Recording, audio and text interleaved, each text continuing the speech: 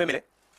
एक की महिला आरक्षण करने से पहले महिला आरक्षण देने से पहले हमें सेंसस करना पड़ेगा, और दूसरा डिलिमिटेशन करना पड़ेगा, और इन दोनों चीजों को करने के लिए बहुत साल लगेंगे। सच्चाई यह है कि महिला आरक्षण को आज किया जा सकता है। 33% आज जो सीट्स हैं लोकसभा में, विधानसभा में, वो महिलाओं को दी जा सकती हैं। कोई कॉम्प्लिकेटेड मामला नहीं है, मगर सरकार वो नहीं करना चाहती है। सरकार ने ये देश के सामने रख दिया है, मगर रियलिटी ये है कि ये इंप्लीमेंट आज से 10 साल बाद होगा। ये भी नहीं मालूम कि होगा या नहीं होगा। तो एक प्रकार से ये डिस्ट्रैक्शन टैक्टिक है, डाइवर्जन टैक्टिक है। डाइवर्जन किस चीज से हो रहा है? डाइवर्जन ओबीसी सेंसस से हो रहा है। मैंने पार्लियामेंट में सिर्फ एक इंस्टीट्यूशन के बारे में बात की, वो जो हिंदुस्तान की सरकार का सेंटर है, कोर है, जो हिंदुस्तान की सरकार को चलाता है, कैबिनेट सेक्रेटरी एंड सेक्रेटरीज। और उसमें मैंने एक छोटा सा सवाल पूछा। प्रधानमंत्री कहते हैं कि वो ओबीसी के लिए बहुत काम कर रहे हैं। अगर प्रधानमंत्री इतना काम कर रहे हैं तो 90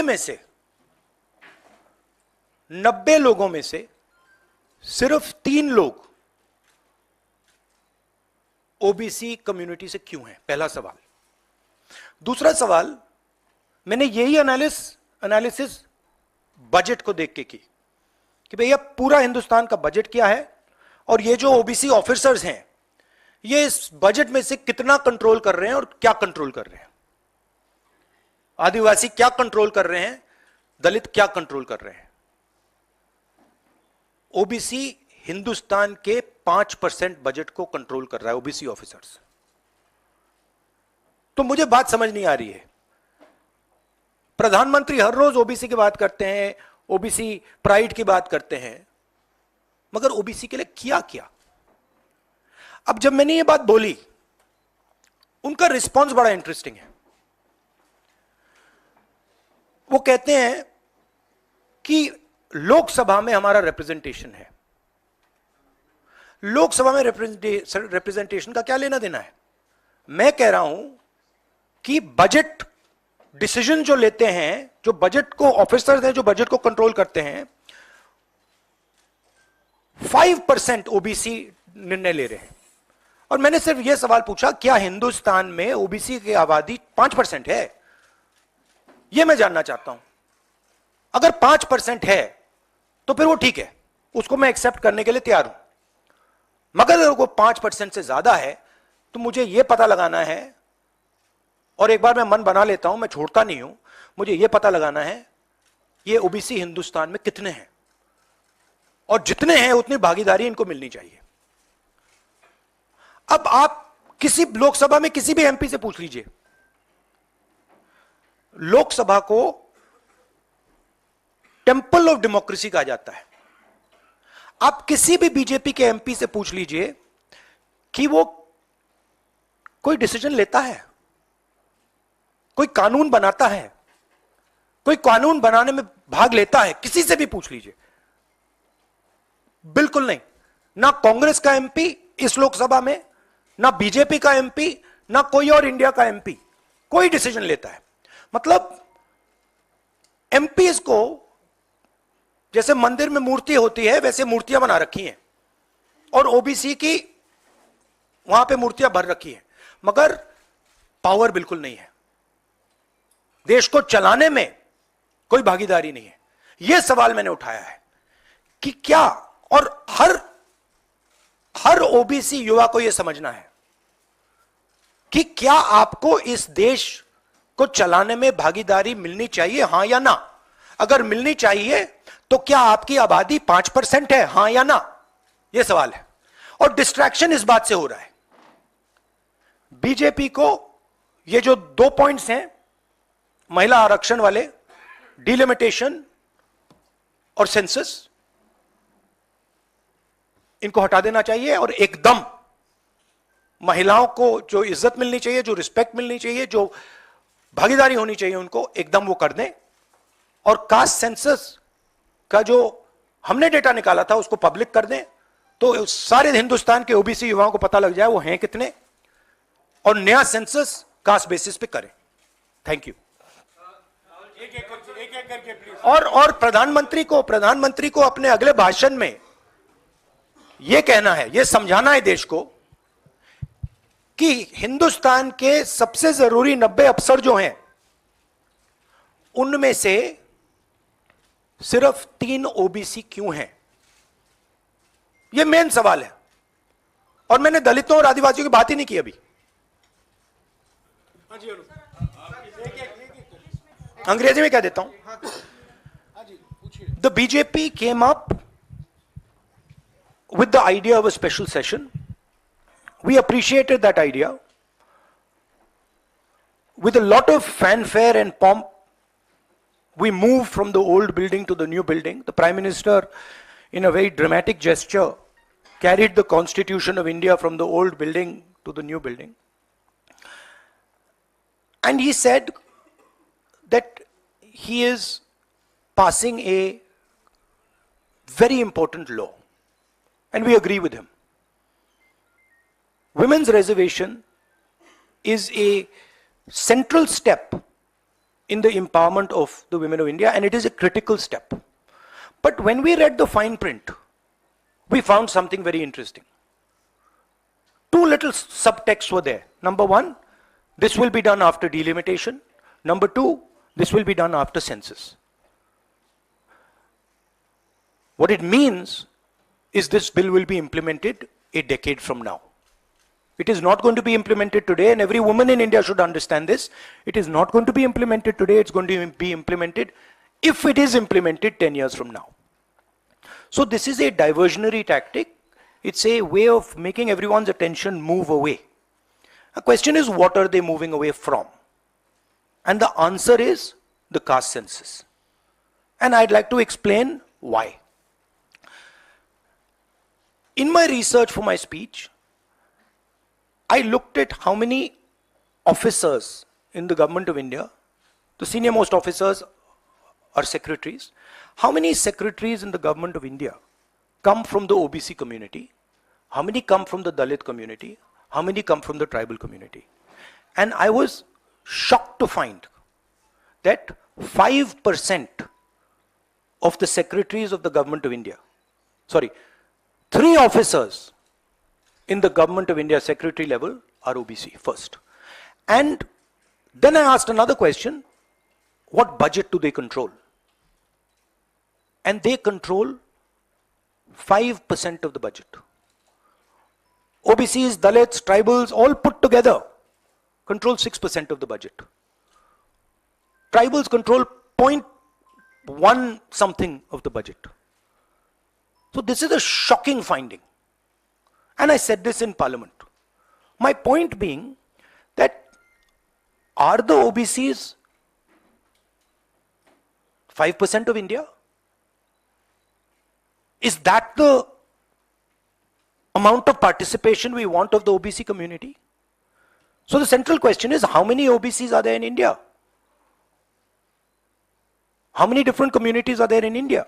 If we want to distribute power to the people of India, we have to know this number. Otherwise, we are working without data. And so I placed this on the floor of the House and I said, look, please tell us how many OBCs. We have the data, I know, because the government of India has already done the census and all this data is available. Why is the Prime Minister not releasing this data? And second, what is this delay in this census? The caste census should be done now, and the last caste census data should be released at once. Now, what was the BJP's answer? Very interesting answer. That it doesn't matter how many OBCs are in the government of India. What matters is that we have MPs and MLAs who are OBC. No, that's not the point. Because you can ask any MP or any MLA how much they participate in lawmaking, how much they participate in how the money in India is spent, they will tell you there's no participation. So it is almost as if they keep placing these OBC MPs into the Vidhan Sabha from one side and taking away the real power of the OBCs from the other side. And as the Prime Minister keeps saying, he's an OBC leader, I want him to explain why only 3 OBCs are there in the government of India, and why the OBC community, which is the backbone of this country, is responsible for only 5% of the budget. They've not been able to answer this question. In fact, when I said it, I saw in their face the panic. Because this is the truth, this is what they're trying to distract India from. The fact that the large mass of Indian people do not have any power.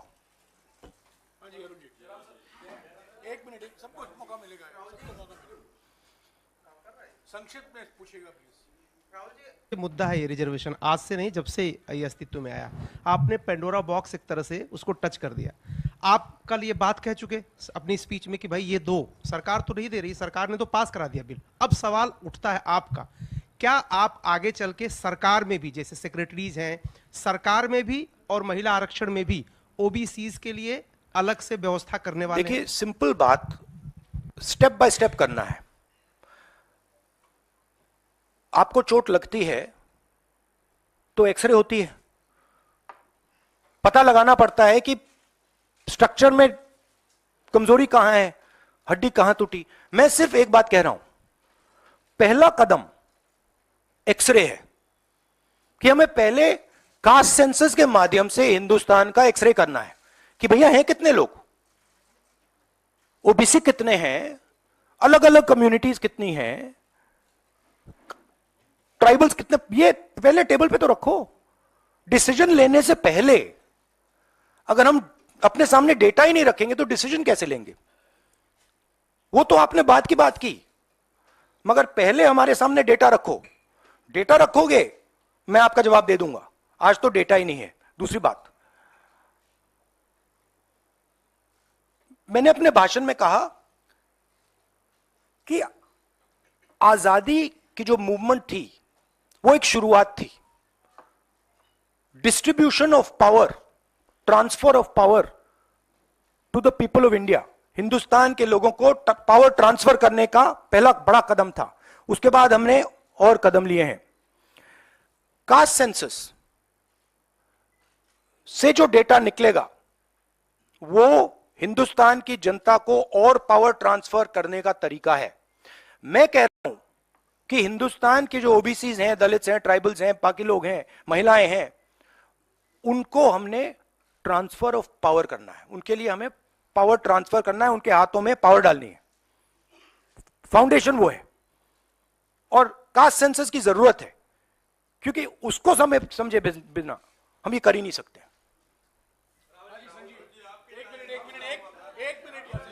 हाँ, एक minute please, अरे रमन जी रुक जाओ please. हाँ, देखो, हमारे समय जितने भी थे सही रिप्रेजेंटेशन होना चाहिए। हमारे समय कम था, वो भी खराब है।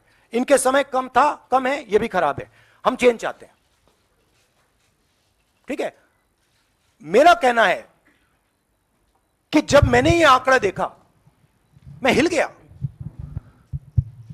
मैं बिलीव नहीं कर सकता था कि 90 सेक्रेटरीज में से 3 ओबीसी के हैं। मैं शॉक हो गया, मैं हैरान हो गया, ये क्या हो रहा है। और इसको बदलना है। हिंदुस्तान के जो आम जनता है, गरीब जनता है, उनको पावर देनी है। Rahul ji, you just said that you want that the power should be transferred to women and OBCs and other backwards. You know, this is a form of transferring power. The Prime Minister has said that this bill will lead to an era of women-led development. Do you feel that in the present form, this bill will be able to achieve this goal? Considering that it is not being implemented now. The problem is the implementation. So what they have said is, we are placing a bill on the floor of the House, but we will implement it 10 years from now. What does that mean? That's like the Prime Minister saying, you know, we are going to place a bill on OBC caste census in the in the floor of the House and we're going to do it in 30 years. What does it mean? Means nothing. So, we agree with the bill. Remove these two clauses and make it happen today. And don't insult the intelligence of India's women. Because India's women understand what you're doing.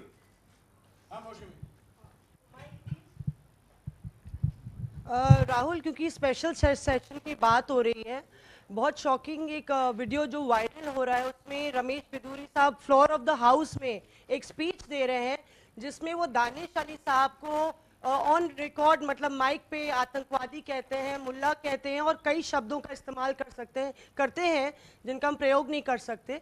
तो इस तरह का व्यवहार जब संसद के भीतर हो रहा है, किस तरह से आप इसको देखते हैं? देखिए, वो और पार्लियामेंट का इशू है, उसमें मैं ये स्पीकर की जिम्मेदारी है और ये पार्लियामेंट्री प्रोसेस चलता है, इस पे मैं यहाँ पे कमेंट नहीं कर सकता हूँ। बट मैं कंप्लीट नहीं हुआ, कंप्लीट नहीं हुआ।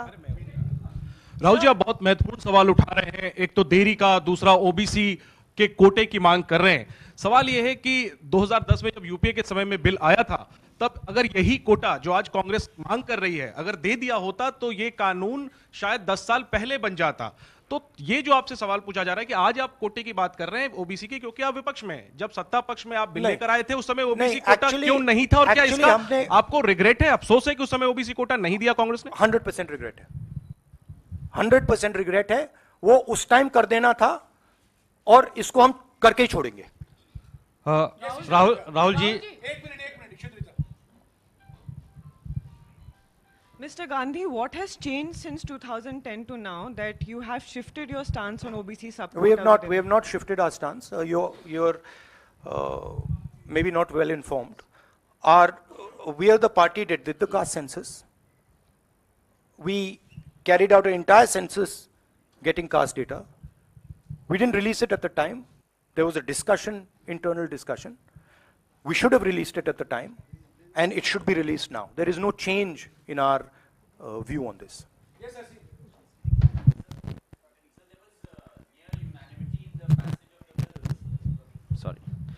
So there was near unanimity in the passage of the bills. Do you think that a wider consultation process should have been followed before bringing the bill in the special session? We are okay with the bill.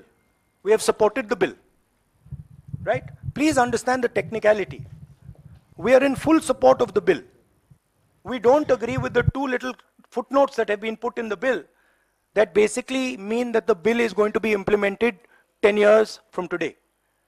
We support the bill. Everybody, there's nobody in the house who didn't support the bill.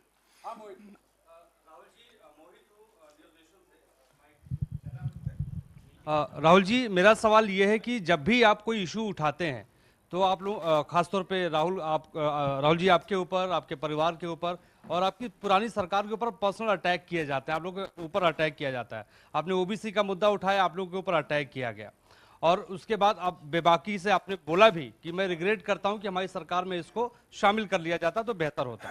आखिर सरकार की क्या मंशा है? 6 महीने के बाद लोकसभा चुनाव है, 5 राज्यों में विधानसभा चुनाव है, सरकार की क्या मंशा है कि ऐसे वक्त में बिल लाया गया, पास करा लिया गया, डिलिमिटेशन और परसिमन की कोई बात नहीं हुई? नहीं, मुझे, जैसे मैंने कहा, मुझे लगता है कि ये एक डिस्ट्रैक्शन टैक्टिक है और 2 मुद्दों से बीजेपी घबराती है, डिस्ट्रैक्ट कराना चाहती है और ये रिलेटेड हैं। एक है अदानी जी जो देश का पूरा धन अपने हाथों में कॉन्सेंट्रेट कर रहे हैं और दूसरा कास्ट सेंसस।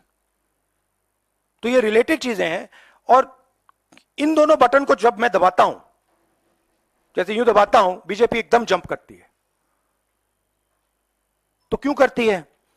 क्योंकि वो जो ओबीसी कम्युनिटी है सचमुच में उनको पावर नहीं देना चाहती है और वो पावर अदानी जीत के हाथ में कॉन्सेंट्रेट करना चाहती है। राहुल जी, आपसे सवाल ये है, क्योंकि जब आपने लोकसभा में भाषण दिया आपने 90 में से 3 सेक्रेटरी और ओबीसी के जो ओबीसी कम्युनिटी है उसके हालात के बारे में बात करी। अगर 2024 में इंडिया ब्लॉक जो आपका बना है वो पावर में आता है तो क्या इन चीज़ों को आप जल्द से जल्द इम्प्लीमेंट करेंगे? क्योंकि बीजेपी साफ तौर पर कह रही है कि आपके भाषण के बाद से साफ लग रहा है कि ओबीसी कार्ड इंडिया ब्लॉक या कांग्रेस पार्टी खेल रही है। तो आप अगर पावर में आते हैं तो आप क्या सबसे पहले ये देखिए ये वो कार्ड की बात करते हैं, कार्ड के बारे में सोचते हैं, मैं कार्ड के बारे में नहीं सोचता हूं। मैं जो हिंदुस्तान की जनता है उनको एम्पावर करना चाहता हूं, और अगर मुझे दिखे कि ओबीसी कम्युनिटी जो है, जो बहुत बड़ी कम्युनिटी है, किसी को नहीं मालूम कितने लोग हैं, बट लोग कहते हैं 50% तक हो सकते हैं। जब मुझे दिखता है कि एक कम्युनिटी है जिसमें हिंदुस्तान की 50% आबादी है और गवर्नमेंट ऑफ इंडिया के सेक्रेटरीज में 3 लोग हैं, 90 में से 3, और वो 5% बजट को कंट्रोल करते हैं, तो मुझे गुस्सा आता है, इरिटेशन होती है।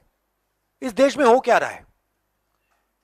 एक तरफ हम अदानी जी को देश के पूरे इंस्टीट्यूशंस पकड़ा रहे हैं, नरेंद्र मोदी जी, और दूसरी तरफ जो हिंदुस्तान की रीढ़ की हड्डी है, जो हिंदुस्तान को चलाते हैं, उनको हम हिंदुस्तान को चलाने में, सरकार को चलाने में कोई जगह नहीं देते हैं, दबा के निकाल देते हैं। तो इससे मुझे इरिटेशन हो रही है। और जैसे ही हमारी सरकार आएगी, हमने वहां पे कर्नाटक में कहा था कि जिस दिन आएगी उस दिन हमारी 5 गारंटीज लागू हो जाएंगी।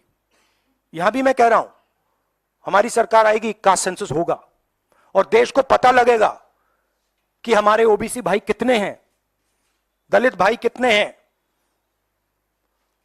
और उनको देश को चलाने में भागीदारी मिलेगी। ये मैं आपको कह रहा हूं। ये छोटी प्रोसेस नहीं होगी, एक दिन में नहीं होगा, मगर नियत समझिए।